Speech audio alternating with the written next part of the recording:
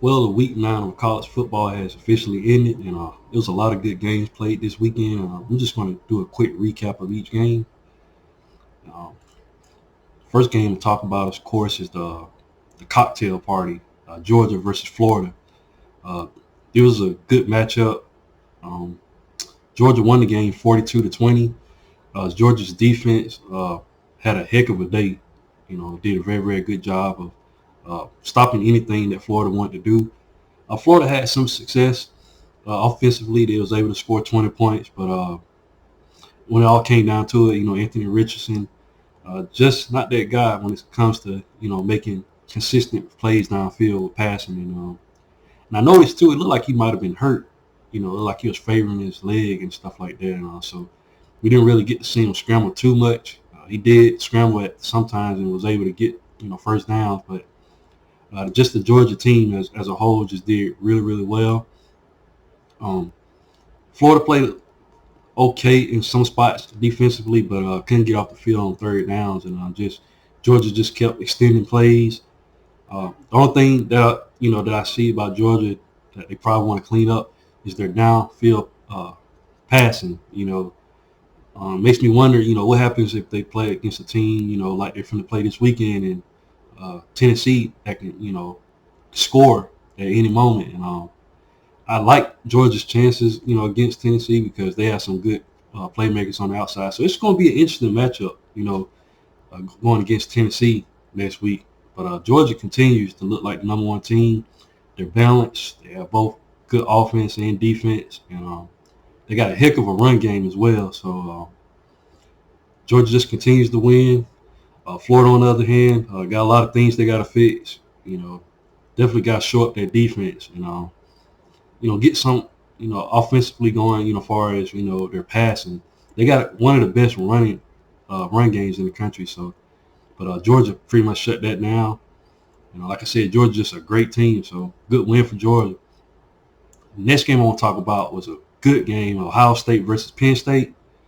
Ohio State won the game 44-31, but Ohio State, Penn State was playing on very well. At one point, Penn State was leading the game, and it looked like Penn State was going to pull it off. Penn State always plays Ohio State good, so I wasn't, concerned about the game being competitive. And Penn State got after, C.J. Stroud a couple, times in the game, made him uncomfortable, but Ohio State just completely, just exploded in the fourth quarter. And at one point, I had looked at the score. I was like, wow, they scored. I had walked away, and they had already scored another touchdown that quick. So, yeah, Ohio State definitely one of the top four teams. Great offense. The defense got a lot of turnovers. I think it's Talomalu. I can't pronounce his last name, but JT, he had a great game, and he forced a lot of fumbles, got some fumbles, interceptions, you name it.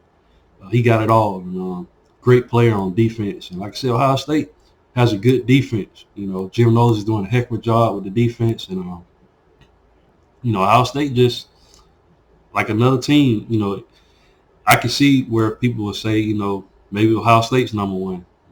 Or you can switch it out with Georgia. All these teams look good. Another team that I'm talking about is Tennessee and Kentucky. Wow. Like I said, Tennessee, I wouldn't be shocked if people were to say they're number one. I mean, they got some quality wins, guys. They didn't beat Florida, Pitt. They beat LSU at home, at Baton Rouge.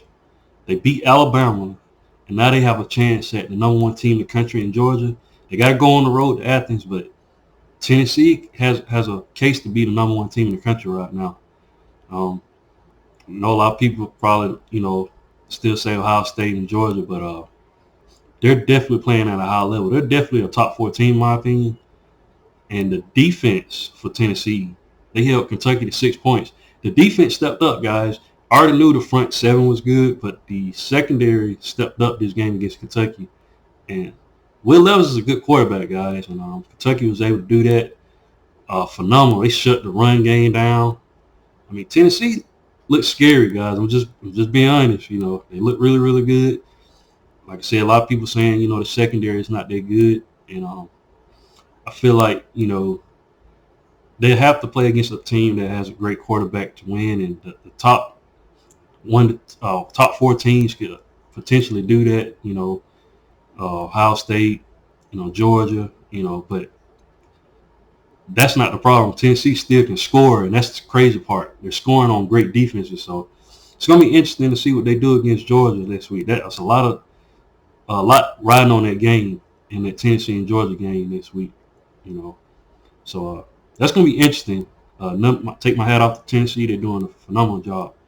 Michigan, against Michigan State. Michigan kind of struggling with Michigan State there for a while, and Michigan has a great defense. The only concern that I have with Michigan is J.J. McCarthy. Can he make throws down the field?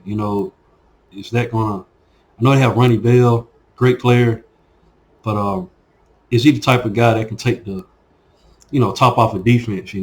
He's more, in my opinion, like a possession type, receiver. And it's going to be interesting to see in that matchup against Ohio State how the game goes. Michigan has a great running game, but I think Michigan kind of held on. I'm going to look at the stats. For that game. Yeah, let me see. Did Michigan get? Yeah, Blake Carroll. Yeah, he got it. He got his yards. He got 177 yards and a touchdown. So, like I said, another great player. Could be a Heisman finalist, Blake Corum for Michigan, but they struggled a little bit, but Michigan got the victory, and definitely a top four team as well. It's a lot of good teams. TCU beat West Virginia 41-31. TCU, if I'm not mistaken, they're still undefeated. Probably the top team in the Big 12, and the Horned Frogs are doing a good job. I think they're ranked number 7 right now, but they're undefeated. Just doing a heck of a job. Kansas State just beat Oklahoma State. That was a shocker to me. I thought Oklahoma State was going to win that game. Kansas State, Adrian Martinez just came out and just blew them out. Oklahoma State left with a goose egg. That's crazy. I thought, like I said, that was going to be a more competitive game. Let me look at the stats for that game. Let's see. Yeah, Spencer Sanders, he only had 147 yards. Yeah, they completely shut. Wow. Gundy, he only had 27 yards. They didn't even. Yeah, that's crazy. Yeah, Kansas State completely rooted Oklahoma State. Passing wise, Howard, he played at quarterback for Kansas State, not Adrian Martinez. My bad. I thought Adrian Martinez was in the game. Yeah, he threw for 296 yards and 4 touchdowns. Deuce Vaughn, beast of a player, 158 yards and a touchdown. Wow. Yeah, Kansas State just completely shut them down. Yeah, that was a shocker. One of the shockers of the week. Beat the number 9 team, if I'm not mistaken. Yeah, Oklahoma State was number 9. So, like I said, Kansas State and TCU, seemed like their head above shoulders above everybody in the Big 12. So, that was interesting. Another shocker. Louisville beat Wake Forest. Now, I did a prediction for, I figured, Wake Forest was going to get the victory, but I knew Louisville could possibly pull it off, and boy, did they pull it off, 48-21. Very good game. Let me see. Yeah, Sam Hartman, he only threw for 271 yards and a touchdown. Yeah, and Towns only had 54 yards on the ground. Yeah, they completely, Louisville just showed out this game. Cunningham had 164 yards, but Evans had 106 yards and a touchdown. Then Cunningham, he had 38 yards and a touchdown with 2 touchdowns. I'm sorry. So they was able to rack up 211 on the ground. They completely shocked me. I knew that it was a possibility they could win the game. I thought that was going to be a close game, but wow. Wake Forest falls. The number 9 and number 10 team falls, and blowout victories, That was interesting this week. Who else played? Yeah, Oregon. Oregon looking good. Still looking good. After taking that loss to Georgia early on the season, Oregon is proving that they're one of the best teams in the country. They beat California 42-24. Let me look at the stats, see what Bo Nix did. Bo Nix. Yeah, Bo Nix is doing a heck of a job, guys. Threw for 412 yards with 3 touchdowns. I read somewhere where he said, if he was to play Georgia again, they would beat him. I don't know about that, but they're very, very good, a very, very good team. Very good win for Georgia. Noah Winningham, he had 66 yards. Bo Nix had 59 yards for 3 touchdowns. So Bo Nix is showing out, guys. He looks more comfortable at Oregon. He was able to beat us one time when he was at Auburn and everything. He's a great quarterback. Looked like moving to Oregon was a great move. He has a lot of good players around him. They continue to do good. Oregon is now, I think, 7-1 or 8-1 or something like that. So Oregon continues to look good. Probably the best team in the Pac-12, at this moment. So who else played? USC beat Arizona 45-37. To me, USC last couple of wins, it's been kind of close. I expect USC to be one of the best teams in Pac-12, and I don't know if they played Oregon or not this season. I'm not sure. I'm not too familiar. I know they're the North and the South divisions in the Pac-12. I'm not sure that because I would like to think that Oregon is in the North, and I would like to think USC is in the South. So maybe they can play each other. And if I were to give a prediction right now, I think Oregon will take that right now. Like I said, USC is, been kind of struggling a little bit. To me, Arizona is not a good team, and for them to be able to hang in there with USC right, at this moment, this far deep down in the season, I would be kind of concerned as a USC fan. Like I said, if they were to play Oregon, I think Oregon would take that right now. Oregon, in my opinion, is the best in the Pac-12 right now. UCLA beat Stanford 38-10. Big win for them. Stanford team, I like their head coach over there, Shaw, but he might be on his way out. I'm not sure if he's still there or not, but he might be on his way out. UCLA still a good team, they're like the number 12 team in the country. Like I said, Oregon, UCLA, two of the best teams in the Pac-12. So it's going to be interesting to see what happens, down the road in the Pac-12. So Ole Miss beats Texas A&M in a close one. That was a close game. Texas A&M fought back. The main thing that I noticed in that game, Texas A&M had a quarterback change. This guy probably should have been playing the whole time. Connor Wayman, he threw for 338 yards and 4 touchdowns. This probably was the guy he should have been starting with. I mean, he definitely, it seemed like Texas A&M as a whole played very, very well when he was in the game. They looked totally different. A-Chain had 138 yards on the ground. But Connor Wayman, he had 3 attempts for 4 yards. So, he didn't really do anything as far as, rushing, but passing-wise, a threat passing the ball. Probably would have been interesting to see what if he had been a starter, where Texas A&M would be right now. But, A-Chain 138. Moose Muhammad had a good game, 112 yards and a touchdown. Evan Stewart had 88 yards and a touchdown. Like I said, man, Texas A&M should have made the quarterback change earlier. Ole Miss, Jackson Dart threw for only 140 yards, but he had 3 touchdowns. Once again, Quayshawn Junkins, beast of a player, 205 yards on the ground, rushing, 1 touchdown. Jackson Dart, 95 yards. Zach Evans, 75 yards. Zach Evans looked healthy out there. I mean, Ole Miss got a good victory in Texas A&M, on the road. It was close, but I thought Ole Miss was going to run away with it. But like I said, that quarterback change for Texas A&M helped significantly, and Ole Miss has got out of there with a victory. Like I said, we got to play Ole Miss. We got to go to Oxford, so it's going to be interesting to see what happens in that matchup. you know. But Ole Miss continues to look good, and Texas A&M, they got something to look forward to, going forward. So let's see. Let's keep it moving. Who else played? Notre Dame beat Syracuse. Huge victory for Notre Dame.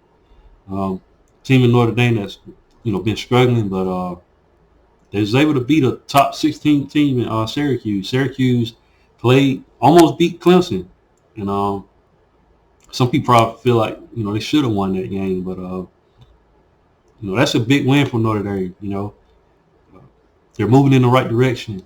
Syracuse, on the other hand, I don't know how long Debo Samuels. I probably pronounced his name wrong, but I don't know how long he's going to be there at Syracuse. But he had some success with Syracuse the last couple of years or so. So, but nevertheless, good win for Marcus Freeman and the Notre Dame Fighting Irish. Illinois is making a little noise. They beat Nebraska 26-9. Definitely a team to look out for. They're ranked number 17, but Illinois is doing good. If I'm not mistaken, Brett Bielema's the head coach over there. So he's a heck of a head coach, and he's doing things with Illinois to have them ranked. So that was good to look at and see. Let's see. North Carolina beat Pittsburgh 42-24.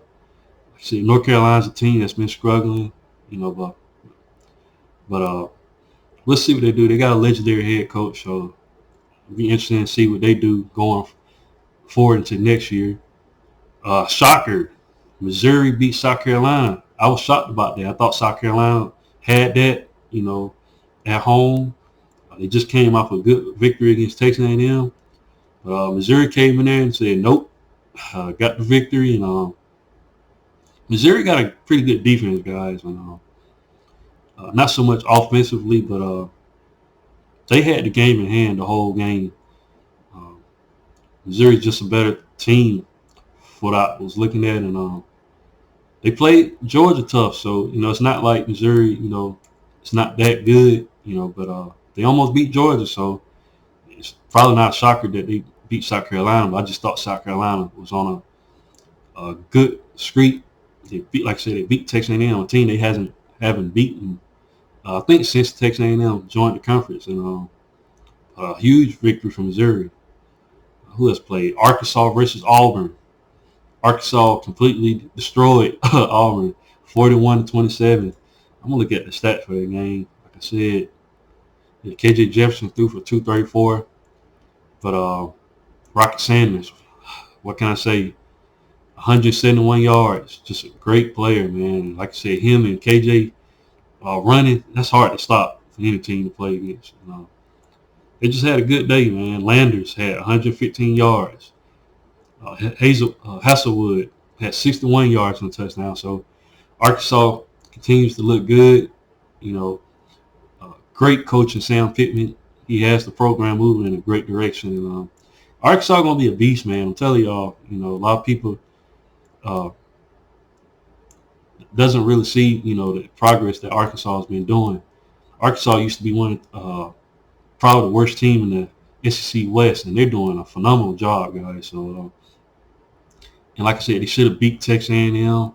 They had some close games they could have won, but definitely a team that's getting better in the West. And Auburn, on the other hand, doing bad and losing these games. I think Harsin on his way out. Auburn probably looking at other candidates to be the head coach, but Auburn, they're fighting. They're fighting, trying to win these games, but they fall to Arkansas, and Arkansas completely just beat them, destroyed them, and but they put up some yardage though. I'm looking at the game. Yeah, Ashford, he threw for 285, and he also ran for 87 yards. And Tank Bixby had 63 yards on the touchdown. So Auburn continues, put up some points despite, the team overall not being that good. At first, to me, it looked like they was doing a good job, trying to contain the run, but Arkansas just too good at running the ball, one of the best rushing attacks in the country. So Arkansas gets the victory. Who else played? Florida State beat Georgia Tech, 41-16. Team Florida State looked like they're improving.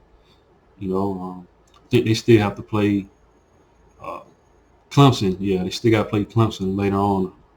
That's going to be a matchup to look at. But Clemson, even though they're kind of struggling, they're still getting the win, so they're getting experience. So it's going to be interesting to see what happens. Oklahoma beat Iowa, a game that I thought was going to be close, which it was, but Oklahoma got the victory, and it's huge for them. Iowa's playing tough from what I was looking at, and this is good for Oklahoma, to rack up more victories. They had a tough stretch against, I think it was, Kansas State, then it was TCU, and then Texas. But since then, it seems like they're getting it together, putting everything back together, and trying to fix their problems. Definitely a team that I'm looking at too that's going to, in my opinion, going to get better. Brent Venables, first year head coach, but we all know he's a great defensive mind, and that was Oklahoma's problem. But if they get that defense ready, then of course they got Jeff Levy over there. Oklahoma gonna be a beast, man. I'm telling y'all. They just got to put things together. Miami barely beat Virginia. I don't know what's going on with Miami, man. That's concerning. Miami has a talented team, but they went up to 4 overtimes. Wow, I didn't even know that, and they only scored 14. Wow, what happened with that game? I didn't watch that game, guys, but that's crazy. I don't know what's going on with Miami. Chris Paul gonna have to definitely turn it around. He's doing good, recruiting wise, but he's getting the players to come to Miami. But they definitely got to turn that stuff around. Get better play. Miami used to be a beast back in the day, and I know they're trying to get back to that, but they definitely got to fix some problems there. Minnesota beat Rutgers 31-0. Who else played? Iowa beat Northwestern 33-13. Like I said, Iowa's a team. They're not known, they've been struggling offensively, but got one of the best defenses. So if Iowa had an offense, boy, they'll be a team to look out for. And that's pretty much it. It's a lot of smaller schools that played, but that's pretty much it, guys. Like I said, it was a wild week 9, and week 10 is going to be. Now we're getting into the nitty gritty of things, and now we're going to really see who's who and who's separating themselves from the pack. If I'm not mistaken, the first college football playoff official ranking is coming up, so it's going to be a lot of exciting, football going forward, and we're going to see who's in. But that's all I have for today in the video, guys. Please like, share, subscribe to the channel, and I'll definitely get back with you with more college football content. Thanks, guys, and roll tide.